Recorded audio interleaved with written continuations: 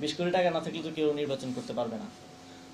মানে বাংলাদেশের যে বর্তমান বাস্তবতা, এই বাস্তবতায় অন্তত 10-20 কোটি টাকা না হলে কারো আসলে নির্বাচন করার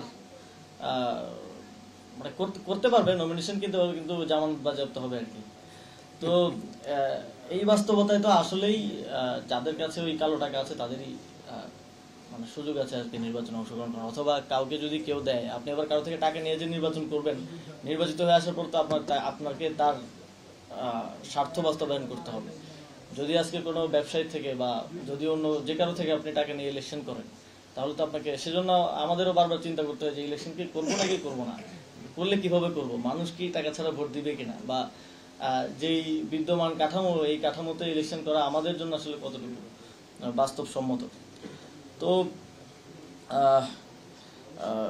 জোরান মামদানির কথা অনেকে বলেন যে সম্ভব, কিন্তু এটা এক্সেপশনাল কেস।